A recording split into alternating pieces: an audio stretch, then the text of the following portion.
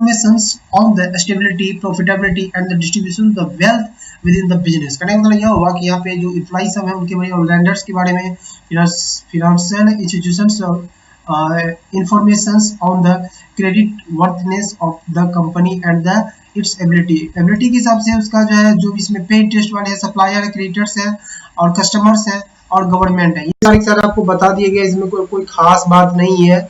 इसमें ये सारे रिसोर्स के लिए आवश्यक है। कहता है रोल ऑफ अकाउंटिंग, तो रोल ऑफ अकाउंटिंग के बारे में आप लोग जान ही पा रहे, इसमें कोई ज्यादा खास ये नहीं है। उसके बाद इसमें लोग चलते हैं, जो मेन है इसमें basic terms of accounting. This is the very important, hello guys, this is the very important point in this chapters, accounting first chapters, basic terms in accounting. In this first topic, let us about read entity. Okay, entity, that means a reality that has a definite individual existence. Business entity means a specifically identifiable business enterprises like Super Bazaar, Hire Jewelers, ITC Limited, etc. And an accounting system is always devised for a specific business entity, also called accounting entity। entity का मतलब होता है यहाँ पे एक तरह का पहचान, यानी कि बिजनेस का एक जो नाम दिया रहता है। जैसे कि मान लीजिए मेरा कंपनी का नाम है सुजीत प्राइवेट लिमिटेड, या फिर आईटीसी लिमिटेड, सुपर बाजार, यानी कि सुपर बाजार एक बाजार है जो सुपर बाजार से नाम जाना जाता है, और आईटीसी लिमिटेड एक कंपनी जो आईटीसी के नाम से जाना जाता है। यानी कि उस कंपनी का नाम दिया गया। पहचान क्या भाई? पहचान यहाँ पे आईटीसी है, पहचान यहाँ पे सुपर बाजार है। ओके, जैसे कि इस लैपटॉप का पहचान क्या है, जो भी है, लेनोवो का लैपटॉप है तो लेनोवो कंपनी, लेनोवो हुआ इसका पहचान। एंटिटी का मतलब यहाँ पे आपका क्लियर हो गया कि आप जिस चीज का अकाउंटिंग कीजिएगा भाई, उस कंपनी का, उस बिजनेस का क्या नाम है, उससे उसका पहचान क्या होगा, एंटिटी वो होगा। एंटिटी यानी कि बिजनेस का नाम से, ठीक ना। चलिए अब बात करते हैं ट्रांजैक्शन किसको कहते हैं। ट्रांजैक्शन का शुद्ध हिंदी होता है लेन देन। भाई दोस्तों यहाँ पे लेन देन किससे संबंधित होने चाहिए, पहले इसको हम लोग पढ़ते हैं। A event involving the some value between the two or more entities. It can be purchase of goods, receipt money and payment to a creditors, including expenses etc. It can be cash transactions और एक credit transactions.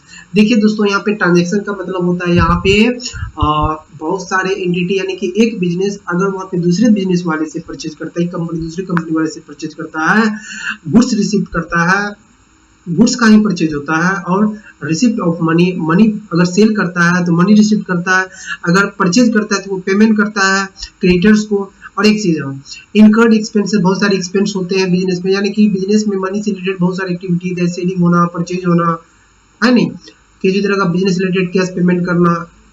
आप payment की बात करते हो यहाँ पे देखिए ट्रांजैक्शन दो तरह के होते हैं, कैश ट्रांजैक्शन, एक होता है क्रेडिट ट्रांजैक्शन।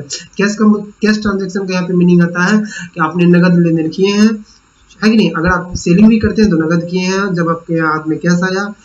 क्रेडिट ट्रांजैक्शन का मतलब है उधार पे। क्या क्रेडिट ट्रांजैक्शन मतलब उधार, यानी कि बोरोविंग, ठीक ना। क्रेडिट ट्रांजैक्शन मतलब क्या हुआ, उधार पे। तो ट्रांजैक्शन दो तरह के आप जान गए। पहली शर्त यह है कि ट्रांजैक्शन होना चाहिए किसी रिलेटेड, आपके बिजनेस के रिलेटेड, ठीक ना। जिस बिजनेस का अकाउंटिंग करना चाहते हैं, जिस कंपनी का अकाउंटिंग करना चाहते हैं, उस कंपनी से रिलेटेड होनी चाहिए ट्रांजैक्शन।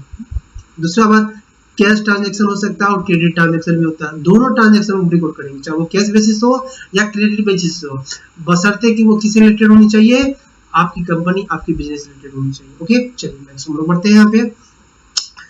एसेट्स के बारे में चर्चा करते हैं मेरे दोस्तों। एसेट्स क्या है जी, एसेट्स का शुद्ध हिंदी की बात करें हम तो यहाँ पे संपत्ति होता है।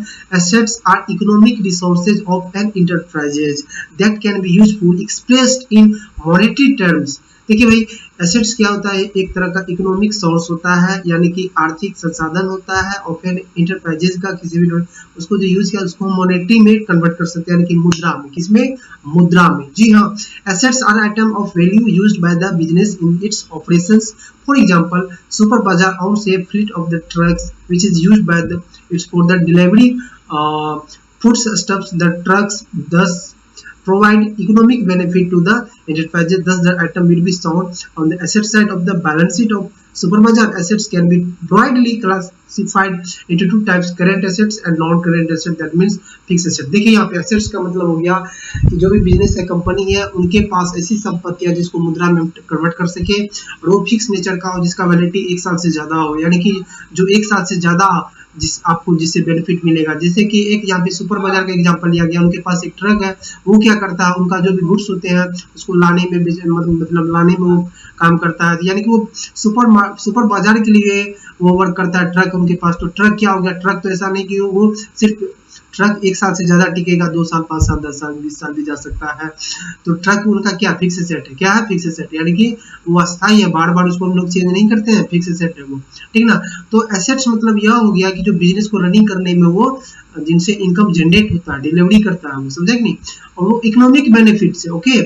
एसेट्स मतलब क्या हुआ, provide economic benefit to the enterprise, enterprise को जो इकोनॉमिक बेनिफिट देता है वो क्या होता है, एसेट्स। अब यहाँ पे कहते हैं इसको क्लासिफाइड जो किया है इनटू 2 टाइप्स में, यानी कि 2 तरह के एसेट्स होते हैं। पहला करंट एसेट जिसका शुद्ध हिंदी हुआ चालू संपत्ति, और एक होता है नॉन करंट। नॉन करंट मतलब हो गया यहाँ पे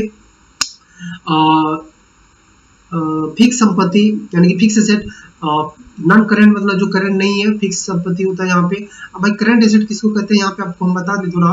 करंट एसेट का मतलब यह हो गया कि जो जिसका हम यूज सिर्फ 1 साल तक के अंदर ही कर सकें, 12 मंथ, ठीक ना। अगर हम 12 मंथ तक ही एक ही फाइनेंशियल ईयर तक उसका यूज कर पाएंगे और अगला फाइनेंशियल उसका कोई यूज नहीं होगा, उसके बदले हमको दूसरा परचेज करना होगा, तो वैसे एसेट्स मेरा क्या कहलाते हैं, करंट एसेट। करंट मतलब जो सिर्फ 1 साल, जिसका वैलिडिटी एक ही फाइनेंशियल ईयर के अंतर्गत हो।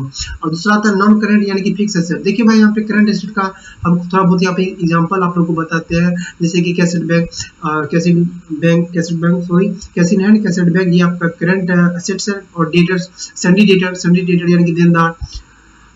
उसके बाद आपका हो गया यहाँ पे, और नॉन करंट एसेट में आ जाता है यहाँ पे, यानी कि जो फिक्स एसेट है, जैसे लैंड हो गया, बिल्डिंग हो गया, मशीनरी हो गया, कंप्यूटर हो गया, ये सब क्या, ये सब 1 साल तो चले वाला नहीं, 1 साल से ज्यादा चलेगा, तो ये सब फिक्स में आ गया, ठीक ना। लेकिन चिंता मत कीजिए, हम जो एसेट्स पे 3-4 वीडियो बनाएंगे जो काफी बड़ा होगा, फुली एसेट्स पे ही होगा। एसेट्स बहुत लंबा चैप्टर है, एसेट्स की भी काफी डीपली हम लोग नॉलेज लेंगे, लेकिन आहिस्ता आहिस्ता, क्योंकि अभी आप 11th में ही है, ठीक ना। चलिए आगे हम लोग चलते हैं। आप यहाँ पे थोड़ा चार्ट देख रहे हैं, बशर्ते की थोड़ा अपोजिट साइड में दिया गया है ना, यहाँ पे क्लासिफाइड किया गया। चलिए हम लोग इसको कोशिश करते हैं समझने का, इसको उल्टा में ही समझ लेते हैं। एसेट्स, नॉन करंट एसेट, और यहाँ पे करंट एसेट। भाई यहाँ पे हम लोग नॉन करंट एसेट का दूसरा नाम फिक्स एसेट। फिक्स एसेट में अगर बात करें, फिक्स एसेट में क्या आता है, जैसे यहाँ पे ट्रांजिबल एसेट्स और इंटांजिबल एसेट और कैपिटल, वर्क इन प्रोग्रेस, और उसके बाद